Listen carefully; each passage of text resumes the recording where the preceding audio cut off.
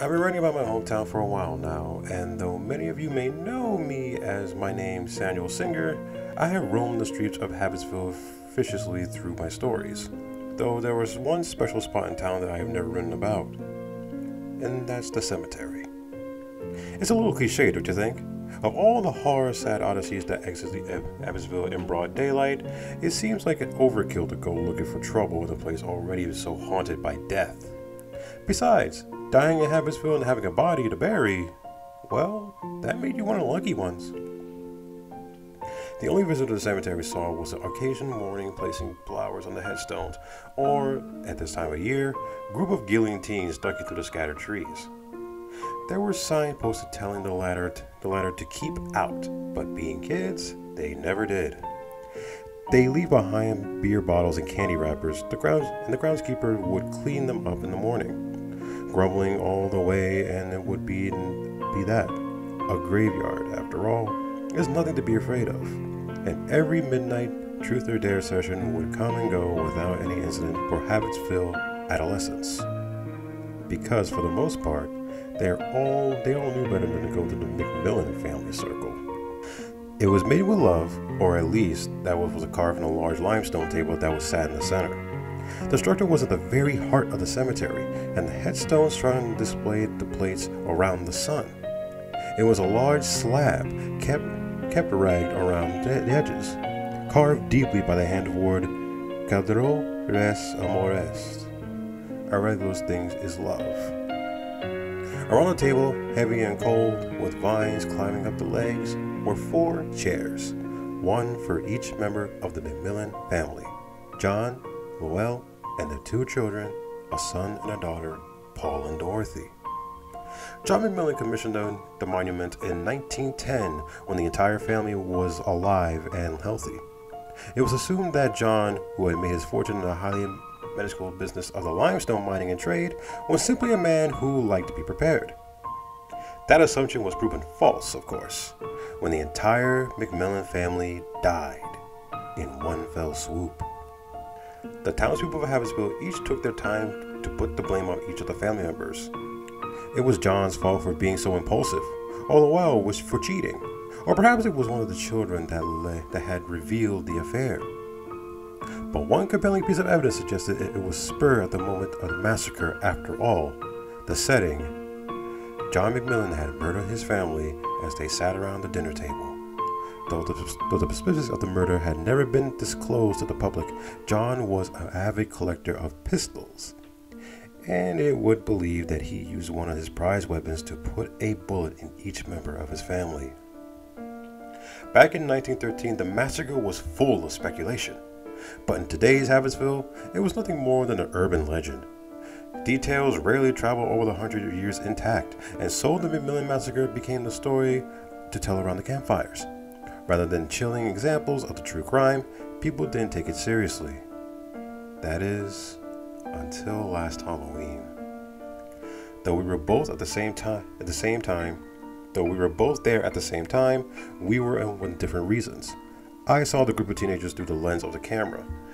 I was out on the Halloween night taking pictures of the Habitsville Gazette, a task I am not a fan of. I would rather write for my own column, Bad Habit, than take some crappy pictures of 10 different Spider-Men. Needless to say, I was bored. So when I saw the giggling teenagers making their way through the graveyard towards the MicMillan family circle, I had an odd mix of fear and excitement flow through me. I decided to follow them. They were reading the graves and laughing at the names, each trying to impress each other in the ways the kids do. I followed behind silently, occasionally picking up my camera and snapping a picture as far side of the far side of the graveyard. If I was caught, I can at least say I was just working. I thought they would stop before the MicMillan family circle, even if they were making light of the bodies that were buried beneath their feet on the main cemetery path. Most everyone instinctively knows better than to approach the limestone furniture. In fact, they all automatically stop, their feet stuck in the grass, about 10 yards away from the monument. "What? Are you scared? The boy, tall and blond, said mockingly to the other three, although he too had stopped walking towards the mass grave. Shut up, Dylan, the closest girl, with brown eyes and freckled, retorted. You shut up, Lila, Dylan responded, a witty comeback. You heard the stories about this place, right? The other short boy said. He seems younger than the rest, but I think it was just his naivety in his voice and his slight frame. The McDonald Massacre, ooh, Dylan said spookily, wiggling his hands mockingly. It's MicMillan, Lila corrected, rolling her eyes but smiling anyway. Charlie, I want to go home. The tiny girl who was with the shorter boy grabbed onto his sleeves. This place weirds me out. Charlie took the girl's hand, an uneasy smile on his face. He looked at Dylan hopefully, but the other boy crossed his arms.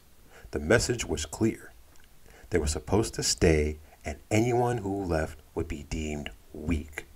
Oh, come on, Steph, Charlie said unconvincingly. It's not that bad.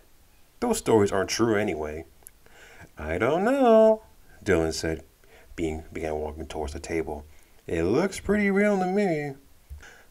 The other three hesitated, but the gap continued to close between their leader and the grave. They began to follow behind him. I crept behind carefully to remain in the shadows. I had to admit I was curious. Despite the stories, I've never actually visited the MicMillan family circle. I told myself it was because I didn't believe in a legend or I had too much on my plate. But actually, it might have been because I knew there was something deeply wrong with that place. And as I found out that night, I was right. Approaching the limestone table, it was like sinking deeper and deeper into an underwater trench. There was a certain heaviness in the air, and though that October night had started out unreasonably warm, a chill was building in the breeze with every step that I took. The kids felt it too, at least, the reluctant ones. They exchanged worried looks as Dylan leaned to the round table, eyeing each chair. They really do all say the same date, he said absentmindedly. That doesn't mean the stories are true, Charlie said. He seemed to be talking to himself more than anyone else. Stop being so lame, Charlie, Dylan said. And Charlie seemed to get even smaller when he said it. I was starting not to like this kid. Okay, we saw the table, the small girl Steph said quickly. Now can we go? What is this, a big rock? The brown-eyed girl, Layla, was bending over the table. In the center above the inscriptions was a large stone, one I had never heard of being on there before. In fact, in the few pictures of the MicMillan family circle I had seen before that night, I couldn't recall ever seeing anything in the center besides the Latin phrase. I was sure it was a limestone too, though it didn't look like it. While the table and the chairs were carved roughly with jagged edge and crumbling corners, the stone was polished. It shone brightly in the moonlight, a bright pearl-scent greenish white, as though it emitted a glow from the inside. I figured it was another feature John MicMillan had requested when designing the family's resting place, a testament to the success he found in the stone trading business. This whole thing is a big rock, Dylan said dismissively, and Layla backed away from the center of the stone. Ah, here he is, the boy said, and before anyone could stop him, Dylan did something that seemed unthinkable. He sat in John MicMillan's chair. Charlie winced and Steph closed her eyes tight as though the entire thing might explode. Layla simply looked annoyed. You really shouldn't sit on a grave, Dylan. They should have made it a chair then, he shot back. Come on, guys, have a seat. He motioned around the table. Unless, of course, I'm here with a bunch of babies. Lila rolled her eyes again but walked over to Dylan's side and took Lola's seat. Charlie looked from Steph, who was trembling with fear and cold, to a couple who waited for him at the grave. Then he silently made his choice, sitting in a little Paul MicMillan's chair. Steph stared at the three other kids, a look of betrayal on her face. If I sit down, she said cautiously, then do you promise we can go home? Straight home, Charlie said. I promise. I watched through the trees as Steph sat in the door of the MicMillan's chair. As soon as her flesh touched the cold limestone, everything changed. The Havisville cemetery disappeared, slipped out underneath my feet, and the scene that replaced it was an entirely unfamiliar. It was a green wallpapered room with heavy violet curtains. The sunlight that filtered through the deep orange as though the world outside was a tail end of sunset. It wasn't an unpleasant place to be in ordinary circumstances, but my impulses raced and my chest tightened with dread as I saw what was written in the center of the new room. A large round table surrounded by 4 chairs. This time the furniture was wooden, and the 3 chairs were full. A woman with tied back hair, a long skirt, and a high-collared blouse sat, head bent, praying. Clasping each of her hands with 2 children, a boy and a girl. The boy in the linen shorts and a sweater. The girl with an apron dress. While the woman was bowing her head, the boy and the girl were exchanging disgruntled glances. "Mama," the boy said timidly when the woman had raised, "may we eat now?" It was strange. He was only a child, perhaps 10 or 11, but he sounded much older. The woman put a hand on the boy's head, smoothing his hair tenderly. What she said next stopped my breath in my throat. "Not yet, Paul. Not until your father gets home." It was horrible for 2 reasons. It was difficult to tell where I was, no matter how impossible it seemed. The fashion, the furniture, the table, and sealing the deal was the little boy's name. Somehow, I was standing in the middle of the MicMillan's dining room. But the second thing, as perplexing and terrifying as the first, was that the little boy's voice hadn't sounded like it matched his body. The woman's didn't seem right either. It took only a matter of seconds for me to realize why. They were speaking with the voices of the teenagers. "Lila? Steph?" I asked aloud. But no one so much as turned in my direction. Wherever I was, whatever I was experiencing, it was clear that I was only an observer, not given a seat at the table. "When will father be home?" The little girl, speaking in the voice of Steph, asking, "I'm hungry." The woman, who I am sure was Lola, speaking in the voice of Lila, smiled. "Any moment now." As on cue, the man entered the room, coming from the space behind me, as though from the entrance, though when I turned, only a thick blackness was visible around the seam edges. He strolled into the dining room whistling, carrying a large tweed bag. "Hello, little ones," the man said. It was Dylan's voice. The 2 children scrambled to the side, hunking him around his waist. His wife smiled, but it was a terrored expression. "You're late," she said tiredly.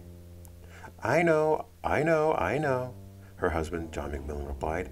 But for a good reason, Lou. I swear it."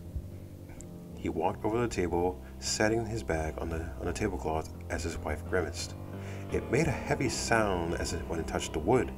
As he had opened it and removed its content, I could see why.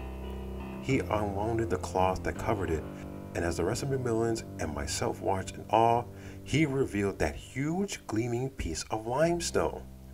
That same mysterious shard that the group of teenagers had found in the center of the MicMillan family circle. "It's beautiful," the little girl said. "Can I hold it?" "I don't think that," Lola started to say, but John had already handed it to the child. "Be careful with it, darling," he said. The rock was huge in the girl's tiny hand, and as though it might have seemed heavy, she lifted it right to her face, staring at her reflection in its smooth surface. My turn, the impatient boy said in the voice of Charlie. The little girl handed over the stone off to her little brother. "Wow," he said, before nearly dropping it. John caught it quickly and brought it over to his wife.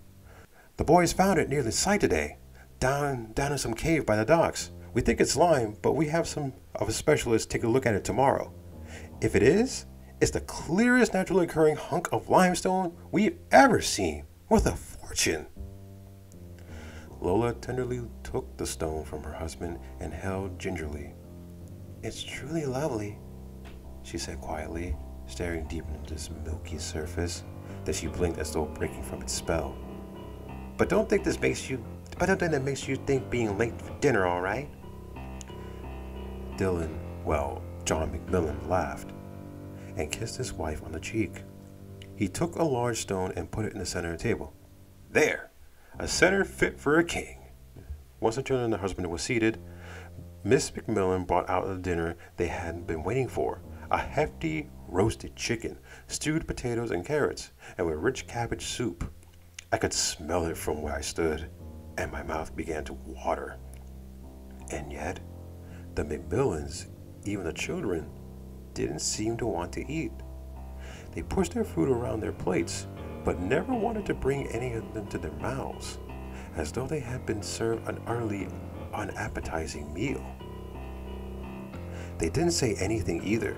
Each one looked up only to steal a glance at the stone that had been put on the center of the table. It was quiet in the dinner room, an eerie, unnatural quiet. And then, for seemingly no reason at all, John MicMillan began to laugh. "John?" Lola said, smiling. "I'm sorry," her husband replied between chuckles. "I just had the oddest idea." "Well, go on, share," his wife replied, strangely eager. He laughed a few more times. "Well, all right." There was some moment of hesitation. Then John MicMillan picked up his fork with his right hand and, without so much as a second thought, plunged the prongs into his left. I jumped violently when I stood, but it seemed that none of his family that was horrified as I was. They watched as their family patriarch pulled on his fork, skin stretched until it reaches the breaking point. He lifted up his utensils with a morsel of flesh on the end, dripping with blood down the tablecloth and on his clothes. John MicMillan let out a small, childlike giggle, and then he put the fork in his mouth, chewed, and swallowed. He smiled at his family, teeth pink with a thin sheen of blood, and they smiled back. The children seated at the side soon scooted closer, sticking their forks into their father's leg, ripping the material of his trousers and the skin beneath him. Their cheeks grew slick with blood and fat as they ate. Lola got up and casually walked over to join them, standing over her husband and taking forks and knife and slicing him up like a roast, like she would have done to the chicken, which sat untouched on the table. The MicMillans ate John for what felt like hours, though it could be only a few minutes. John himself kept consuming more and more of his own body, long after his eyes had been eaten by his children like cherry tomatoes, and the bones on his legs shone through what flesh was left. He grew weaker and weaker, and bloodier until finally his hand fell limp on his side, and his fork hit the ground. The sound of metal on the hardwood floor seemed to startle everyone for a moment. Then Lola sat back down in her seat, took her fork into her hand, and took her first forbidden bite. Her children circled her, their hunger seemingly endless as they ate their mother to the bone. There were no cries of pain, no hesitation, only the wet grunts of consumption, like a pig at a trough. And soon, Lola's hand stopped moving, and the children stopped eating. It was the boy who sat on their chair next, and helped his sister tear his flesh from his bones, even cutting his sweater like a knife, vivisecting his stomach to each of the morsel of his parents that waited within. But eventually, even Paul stopped moving, and Dorothy was left alone, silently, a sweet scarlet smile on her lips. She sat down in her chair. She began to feast. The little girl didn't even look at the gory bodies of her family as she ate. Starting on her forearm, I could hear her chew through the shallow breathing, shallowing joints, fat and snaw, as easily as if it was an ice cream. She slowed down, her eyes half closed, and her fork lazily bit on the side of her cheek, ripping in from her skull. I could see her teeth gashing in pink taffy together through the hole she had created. Then she swallowed, and then it was done. I saw the scene laid out before me, a massacre of the strangest kind. The MicMillans were missing huge holes out of their bodies, their bellies all disdained and bloated with the meat of their kin. And then I blinked, and as suddenly as it had come, it was gone. I was standing in the middle of a Hatfield cemetery, looking at the MicMillan family circle. The table and chair were no longer wooden. The glow of the sunset fading back into the dead of night. The giant shard of mysterious luminescent limestone had disappeared from the center of the table, and only that phrase, "Caro duro res amor est," remained. Seated around the limestone table were the teenagers, and as my eyes adjusted to the dark, my stomach turned violently. They were there, missing huge holes out of their bodies, their bellies filled to the brim, all of them dead. Or so I thought. I leaned over to vomit in the cool Drew grass, but when I brought my head up, I saw a shocking sight. One of the shapes was moving, ever so slightly. It was Steph. Her bloodied hand, the one she hadn't eaten, tugged on the tattered sleeves of Charlie, slumped and vacant next to her, his one remaining eye staring blankly ahead. I could see Steph's tongue flicker to her mouth as she spoke, slipping through the hole in her cheek, her speech garbled and choked. "Can we go home now, Charlie? You promised."